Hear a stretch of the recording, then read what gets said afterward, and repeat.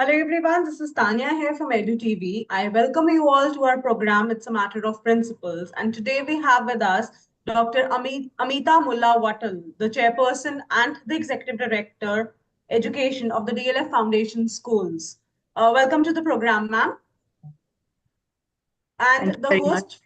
the host for the session for today is Mr. Chetan Mahe. Mr. Chetan will be taking up a session, an interaction with Dr. Ameeta Mulla Wattal in terms of the transition phase from schools to universities, primarily focusing on what steps or rather what advice ma'am has for those students who are going to be writing their board examination this year.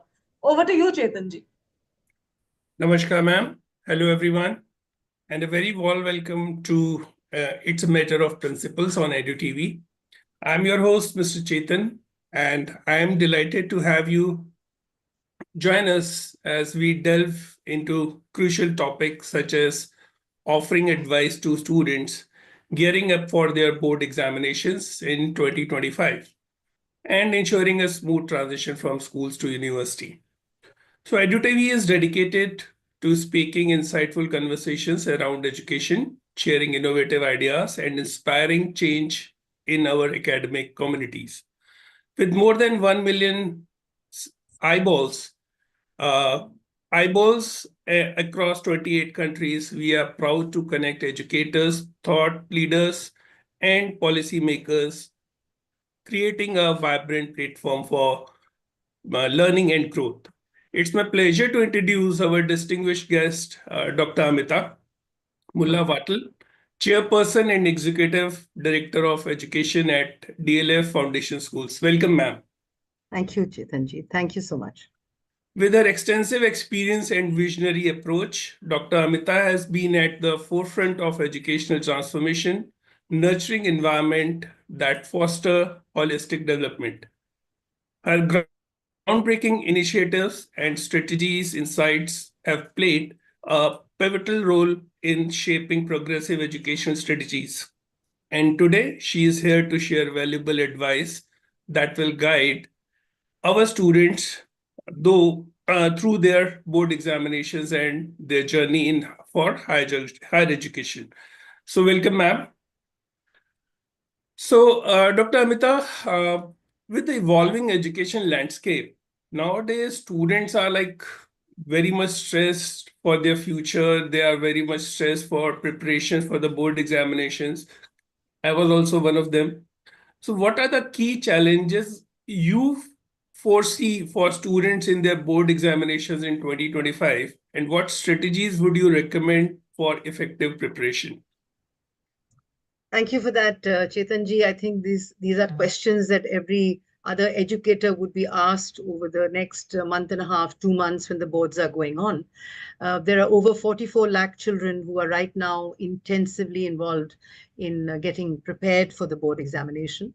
I think it's not really about the challenge that the boards will give them. I mean, they've studied, they have to go ahead and give a national exam because that's the natural transition from school to college. But what they should be focusing on is, creating a well-structured study plan, prioritizing, for example, past paper practices, mastering time management in the way they, particularly during the exams and even before the exams while they're going to give it, using smart study techniques. There are several techniques of smart study, enhancing their emotional strengths, because sometimes you crack up because you feel there's a burnout, you don't remember anything. To develop strength and resilience. And that's very important, and develop a mental balance for things like this, because this is very natural when you tend to go overboard and you're so stressed out with so many coachings and so on. You tend to start feeling, I don't know anything. But that's when your emotional and your mental strength comes into place. And the most important thing is maintaining a healthy lifestyle, because you see, after all, it's about eating right. It's about how you, a daily kind of diet, what do you do, and so on. And it's also about leveraging parental and community and teacher support. So you need to have the parental support. You can't disengage with the parents. You can't disengage with your teachers. Complete disengagement is not correct. So you have to constantly also stay active during the breaks. When you have breaks, at that point of time, instead of, it's important that you go for a walk, or, you do something that distracts you, calms you down a bit. And I think the most important today, which is a challenge for young people, is to avoid digital distractions at this point. Because if all the time you're waiting for a ping, or you're waiting for somebody to send you a message on WhatsApp, or you're looking at something on Insta, it takes a while for the mind to stabilize before you go back again to your study. So I think that's very, very important. And Absolutely, ma'am. also, I'm yes, just adding to this, ma'am, because you just moved from the traditional learning system towards the digital one. So I'm just adding a few points for the digital for your views in this, yeah, because extensive screen time is also deviating students from the retention of topics, from distraction from their study routines. So what advice would you like to add to make sure that these addictions will also be, because see, if we ask any student to leave mobile phone immediately, will definitely not going to help neither him, neither us, because he will some way somehow will get distracted and will be attracted towards the digital activity. So what suggestions would you like, how smoothly they can move out from this digital addictions towards and focus their studies? I think when you're giving the boards, the first 12 to 30-day program you have to create just before the board. So it's important that within this 30-day program that you create, it's important for you to create a kind of a balanced table, a timetable, where you think how much are you going to study, and what is the kind of time you're going to invest in a digital device. So I think that's very essential. So if you have a study time, say about you're studying in the early hours of the morning, then you should ensure that at that point of time, you need not get into your digital devices. You should put them away. The point when you give for studies, at that point, your telephone should not be with you. It should be away. Your mobile should be with your parents, or it should be in another room. It should not be in your space. So I think one important point is, do not keep your mobile in your space of study while you are studying. Right? So if you've told yourself that I'm going to be working on my physics for about an hour and a half, giving my paper and maybe doing a bit of a review and structure on it, then put your mobile away in the next room, because then you unlock yourself and do your work. Then you can always, when you take a short break, you can go and check your mobile. You can have a look. You can do your little bit or whatever you want to do, and then again put your mobile away. Give yourself a 5-minute break before you get back. So between the usage of the mobile and coming back to study again, you should again have a break of 5 to 10 minutes so your mind calms down. Because mobile phones and electronic devices rev up your mind. The DNA gets wired differently. So there needs to be, you can go directly from going from study into your mobile. But from mobile back to study, 5 minutes, put away your mobile, put away your study, just calm down, and then get back into the study mode. So I think you have to really create a planner for yourself, that if I'm going to spend 16 hours of the day study, what are the breaks I'm going to do? Are the short breaks going to be mobile short breaks? Are they going to be breathing short breaks? Are they going to be eating short breaks? So you have to prioritize it, because every short break need not be a mobile break. Absolutely, absolutely. So being in just putting one point of view from as a parent side.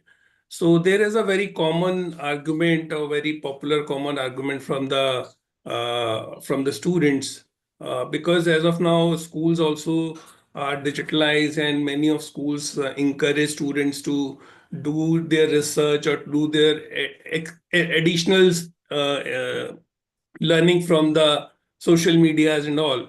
So student used to say, just we are looking for, like, it's completely a self-discipline activity, but still they say, we are looking for certain additional information from social media. So that's the reason why I'm using this device. So how parents can, what your suggestion, parents should allow these things, or they should guide students that at this moment of time you should not go for the additional information, you should stick whatever you have already learned and prepare yourself for in a better way for the board examination. So what's your views, ma'am, for the parents and parent advice? So thank you, Chetan, for that. But what I want to say categorically is that if in the last 20 days, if you're looking for additional information, you're surely not ready for the board.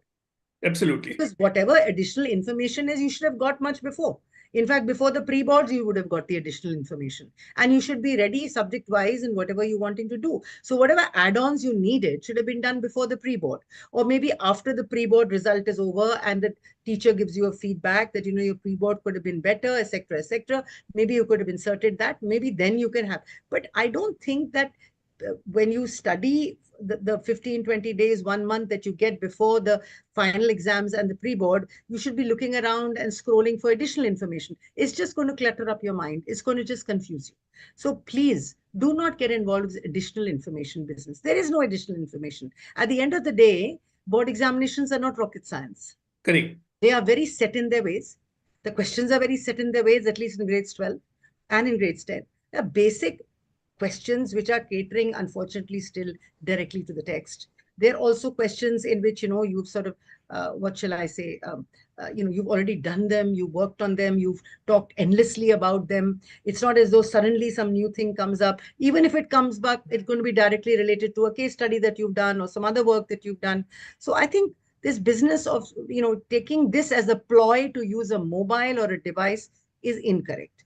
The only reason why you will be using your mobile or electronic device is probably to give yourself a break and see information or see what your friend is doing or have a chat or maybe just listen to a song with a video or something like that or put something on Insta or look at Insta. I don't think anybody right now is looking at added information. They should not. Thank you, ma'am. So I'm just moving from this digital transition towards the role of an educator or a school. So what step can schools take to ensure a smoother transition for students, and how can educators support this shift to prepare them for the challenges of life? See, the schools, it's not about taking the step today, because schools have been preparing children for, it's been a 14-year dialogue from the time they entered. So the preparation is an ongoing preparation that has been taking place in the life of a child during his time in school. There's a different preparation has happened in grade 3, a different one in 6, a different one in 9, depending upon the maturity levels and the maturity tools that are being used, the strategies that schools use. And all schools, all progressive good schools, are ensuring that children are understanding the 21st century skilling.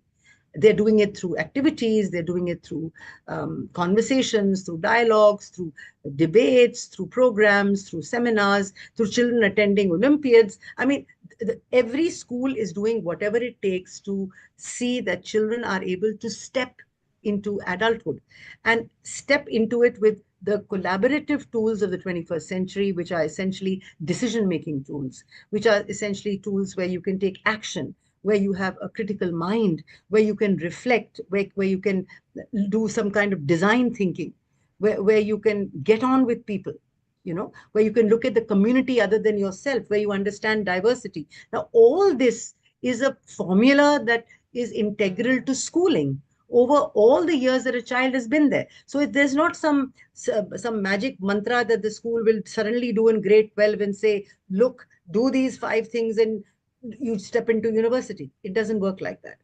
This is an intrinsic thing which has been integrated into the consciousness of a child's mind over the years in schools, which come into use when he becomes an adult and steps into higher education. Right. So now coming towards the end of this conversation, and definitely the parents' involvement cannot be forgotten and cannot be avoided as well.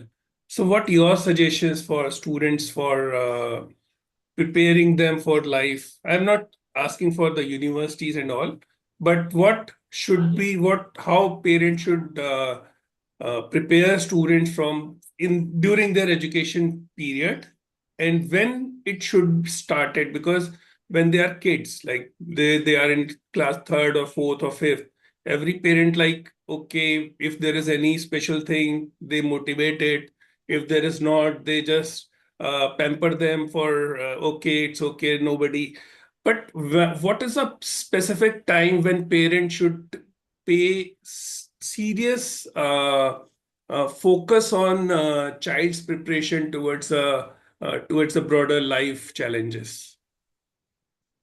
The firstly that the ideal parent is a myth. There is no ideal parent. There can never be, because they're all Absolutely. human. So firstly, we should stop trying to be ideal parents. We cannot be. Secondly, I think it's important that we become mothers and fathers to children, not only their friends. They have friends. They don't really need friends.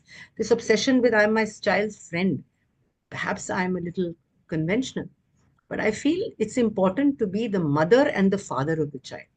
Otherwise, we are diluting our relationships. A child goes to a friend, a child goes to his peer for a certain concept, for a certain understanding. A child goes to a mother or a father for something else. So I think, firstly, we have to understand what is my role in the life of a child? What am I supposed to do?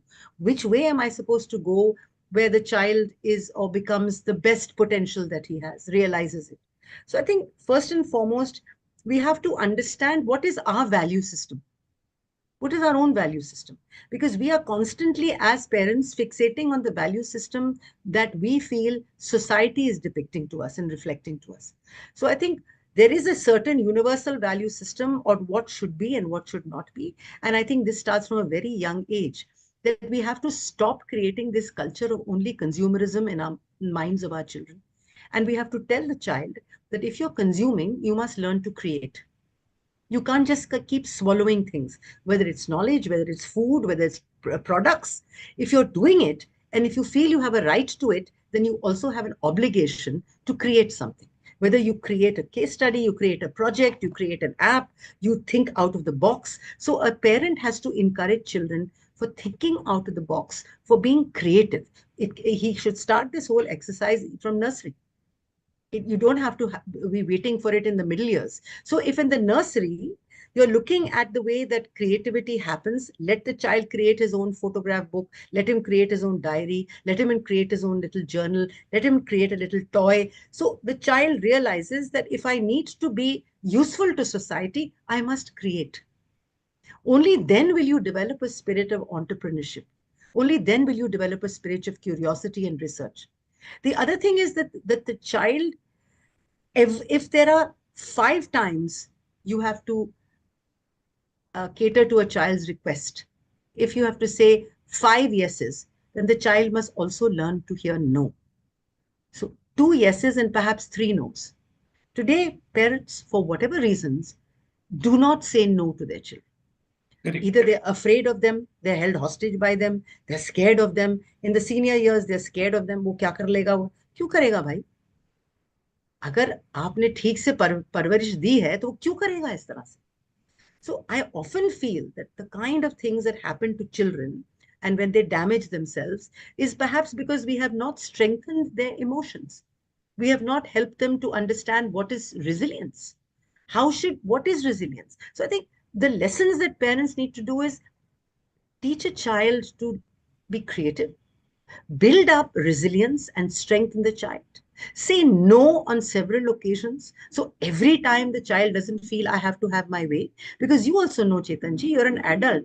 How often do you hear a yes in the adult world from your boss or from even the people who you relate with? You don't. So you're not going to crack up, right? You're not going to crack up. But children start cracking up. If you're going to constantly tell them that, then they will feel that they're entitled. I'm talking about the children who are listening, who are from very privileged homes. They feel entitled. Today, even middle-class parents allow their children to feel entitled. Why?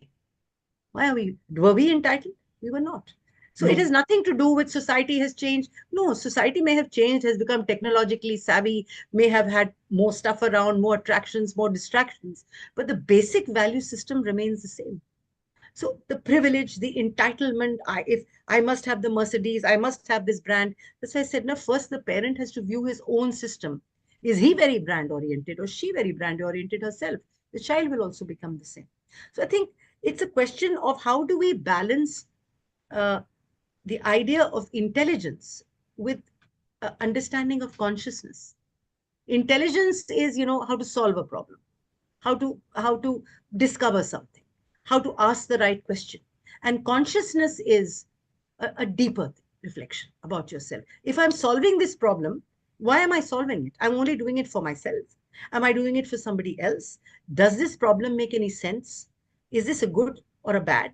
I mean, we have to give that much of understanding to children that they question things, and they question mostly themselves first. But the inner consciousness of a human being can only happen with a child if the parent questions himself and asks, what is it that I value more? So ultimately, children in many ways are a reflection of their parents, or what they think, or what they do, or how they behave. Because for a child, a parent is the ideal. A parent is the ideal. I'll tell you Absolutely, absolutely, ma'am. So coming towards the end, I would like to request you for an advice for a parent as well as for the students for coming board examination as well as their future life. For specifically for parents, I would like to request you for such parents, because a couple of days back I was just scrolling one article, and there were certain questions which were asked from a certain parent, that which is the good age for us to start our children preparing for IIT entrance examinations. Some good user, some other users just ask in which class your child is. So he said he is in class 1. So there are certain overthinking parents as well, those who think this way as well. So just request you to please share your advice for the parents as well as students, just keeping such thoughts as well in mind. I think overthinking is the crisis of our times. It's an existential crisis. And this obsession with it, and also the fact that it's so tragic that we have stepped into such a different kind of a world.